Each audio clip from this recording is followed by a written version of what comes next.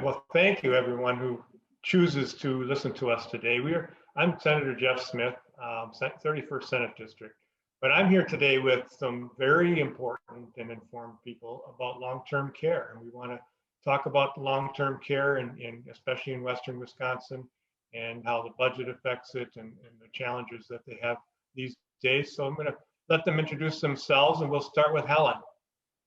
Hi, my name is Helen Marks Dicks, and I work for AARP Wisconsin. And we, of course, have a huge interest in caregiving. And we try to be the voice for the 600,000 family caregivers here in Wisconsin. And part of the reason I'm here is for my advocacy for those folks, but also for my work on the governor's task force on caregiving, which you'll hear more about when Lisa speaks. All right, and Taylor. Great. Good afternoon. I'm Taylor Goodland, a licensed nursing home administrator in the state of Wisconsin and current employee of M3 Insurance on our senior living and social services franchise team. My role at M3 goes beyond assisting senior living and social service providers with insurance placement, but also acting as a business consultant, risk advisor, problem solver where needed, in addition, of course, to being a community advocate. Prior to my current employment at M3, I have been the active administrator in several long-term care communities in Western Wisconsin, as well as in Minnesota. I am also a member of the Chippewa Valley Walk to End Alzheimer's Committee, an association I have personal ties to. I'm honored to be included on today's community conversation, so just wanted to thank you, Senator Smith, once again for including me on this discussion. Taylor, how can you be so young and have so many things going on at the same time by this time in your life? So Lisa, how about you? Hi, everybody. My name is Lisa Pugh. I'm the director of a statewide organization called the ARC Wisconsin. We advocate for people with intellectual and developmental disabilities and their families. You might be familiar in Western Wisconsin with the ARC Eau Claire. So there are 14 chapters of the ARC throughout the state of Wisconsin that work in local communities to support people with disabilities. I'm also the family member of an adult daughter with developmental disabilities. And as Helen briefly mentioned, we both served on the governor's task force on caregiving, which did a lot of really important work on caregiving, long-term care, issues that impact both older adults and people with disabilities. That's great. I have three perfect people here today for this conversation. And I'm going to start with Helen on this first question, because I know that AARP is definitely on the cutting edge here for what I'm going to ask, and because between 2015 and 2040, the estimate of the population age of 65 and older is going to increase by 72%. That's incredible. And so with this expected growth rate, reflecting projected increases in dementia prevalence as well, what can our state do now to prepare our healthcare infrastructure for these changes? Well, we can do a couple of things. I think people look at those statistics and panic a little unduly, because yes, we'll have a great growth in the number of people that have dementia, but we'll have a great growth in the number of people who are serving as caregivers for those people. And you have to remember the care force, particularly the family caregiving force, is made up primarily of older people taking care of both their spouses and their siblings, as well as their adult children that have disabilities. So we can start looking at ways we can support family caregivers, and we can look at ways we can support the paid care force, so that when they reach the need for those services, that we have a trained workforce, that we have places that are safe for them to go, unlike the pandemic, and that we treat them proportionately and as independently as we can, since we also really encourage care at home where and when we can. Helen, you already kind of set on one issue, and that is the difference between that professional caregiver and those home caregivers, family caregivers, right? That's really important, right? So Lisa, what is your thoughts on how we prepare? Well, I think, the governor's task force on caregiving spent about 1.5 years thinking about this issue, because I think right now in our present state, we're really in crisis in terms of having enough of those paid direct care workforce people and the amount and level of support that family caregivers need and what the state currently is providing to those family caregivers who we have to rely on. So Helen mentioned, over 500,000 family caregivers in the state do about 80% of the caregiving in our state. Then we have almost 100,000 paid direct care workers. Those people are really only making right around $12 an hour a lot of times. And it's one of those high demand fields that we really aren't being able to keep people in. So we hear from a lot of providers, employers that they're competing with McDonald's, they're competing with other, area service industry for these people. And we really need high quality, well-paid people to take care of our loved ones. And then we also need that investment in family caregivers to make sure they're getting a break. When we talk to family caregivers, they are reducing their time at work or quitting their jobs. They're under a great deal of stress. They're compromising their own health and future savings. So we really need some investments and better thinking about how to prepare those two critical elements of our care force, as Helen says, to make sure we are prepared for the future. But Taylor, we've really had, even before COVID, and I want to ask you to address both before and during COVID, a shortage of professional caregivers. Do you want to tell us about how are we going to manage if we continue to have the shortage, or how has the industry worked through COVID, in fact, when it's gotten even worse? Sure, absolutely. Yeah, this is a great question. As you mentioned, the caregiving crisis isn't new by any means. COVID, of course, obviously kind of highlighted even more than those who work in the industry already have been seeing, right? Whether it's professional caregiving or kind of those home family caregivers, as Helen and Lisa kind of just mentioned. But as far as kind of the caregiver shortage crisis kind of before the pandemic, really starting to look at ways that we can get people into caregiving fields. I think there's a number of school systems and other things providers are doing that are pretty unique to get people to think about careers and aging. I think that's going to be even more so important starting at younger ages. I know for myself, I never saw myself as having a career in aging when I first started out, and it may not be the most glamorous topic, but really getting people into care homes at young ages to see there is no stigma, right? These are great places to work and you can have a great career in long-term care. I think that's going to be crucially important to help kind of increase the flow of caregivers from a professional standpoint into these care communities. So I think that's certainly very important.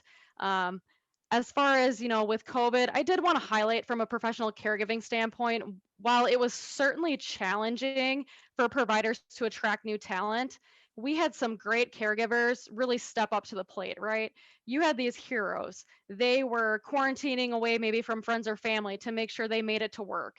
You saw news stories of people, staying overnight at work or picking up double shifts because they really had to take on that family role more so than ever when visitation was halted for over a year.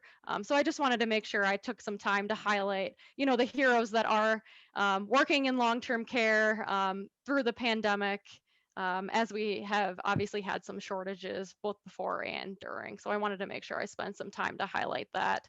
As far as solutions, I think, again, other than getting into schools and starting at young ages to have careers in aging, important for employers to start to think about what's going on at home, right? I think Helen and Lisa talked about this. If maybe they are caring for other family members at home, making sure from an employer standpoint, we're taking care of stick approach, right? We're not just thinking about an employee while they're at work, but how we can help them out of work as well, which really could make you a favorable employer compared to, a McDonald's or maybe another group.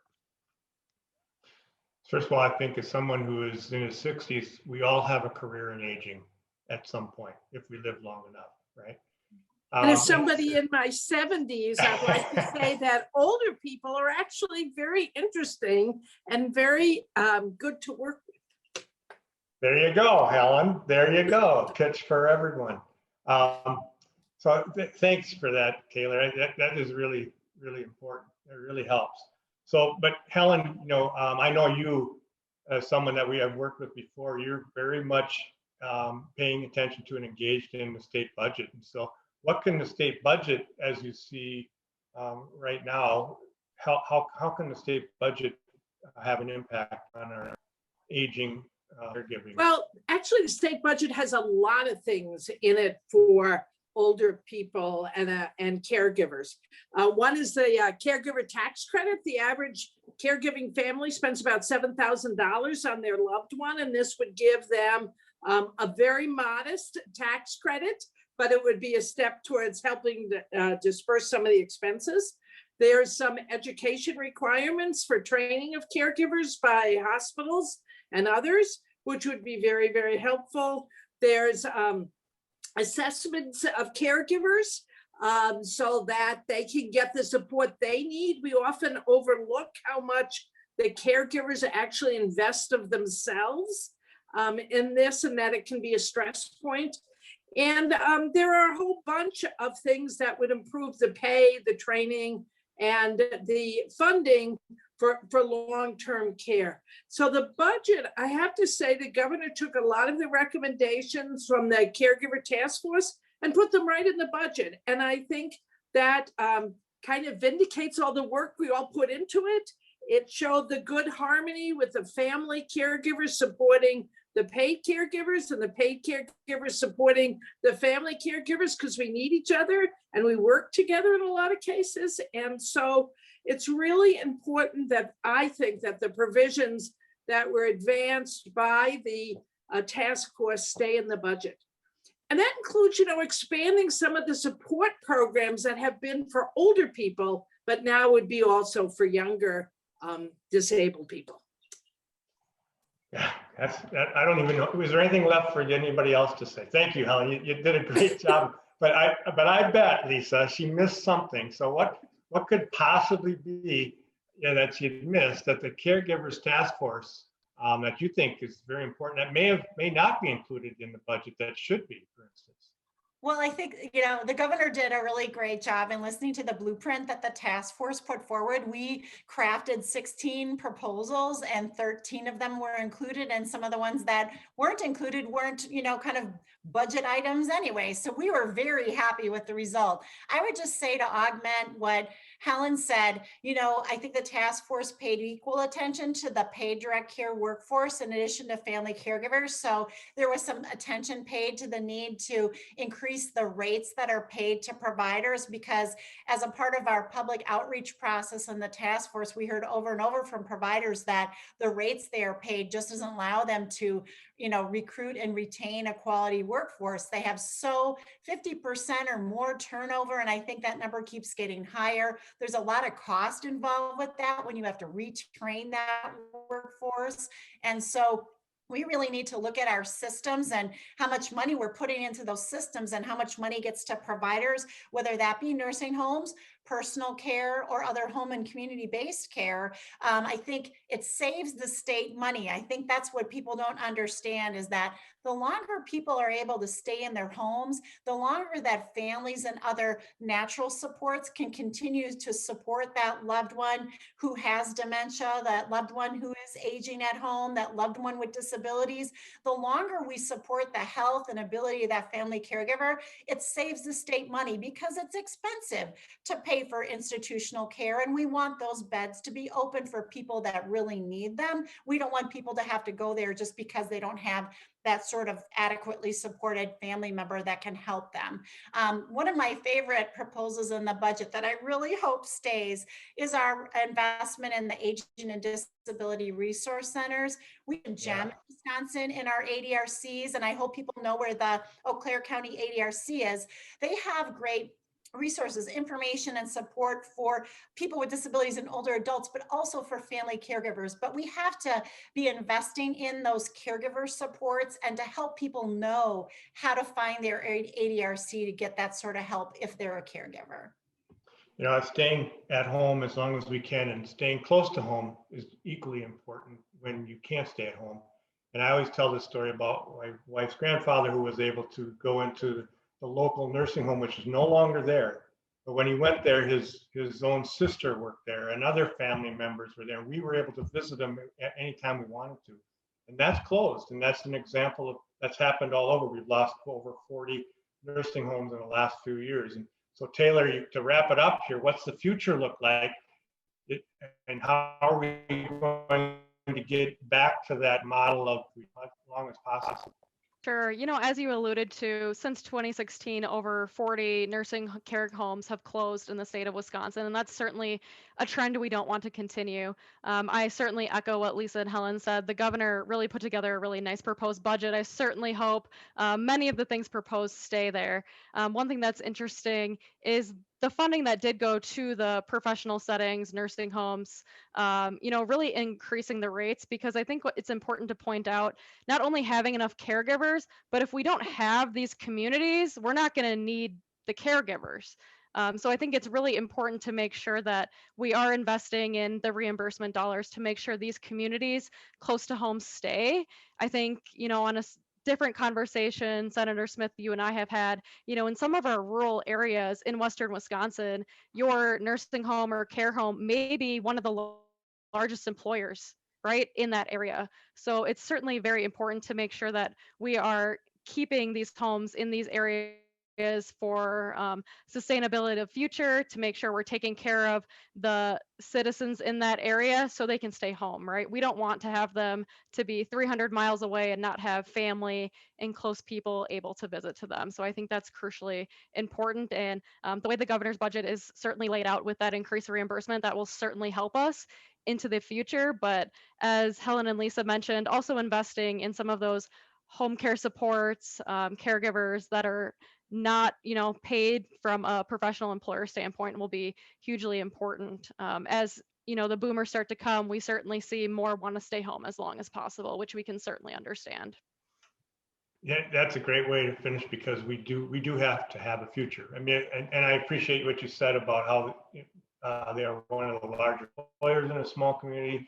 Like schools, we always think of the school as being the core of the community, but so our care facilities as well. And it's family. It ends up being all about family. And I appreciate the three of you being here. We started out before we got online talking about how we have family connections ourselves.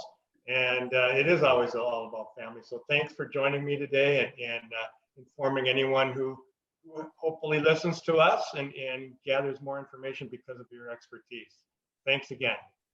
Thank you for having me.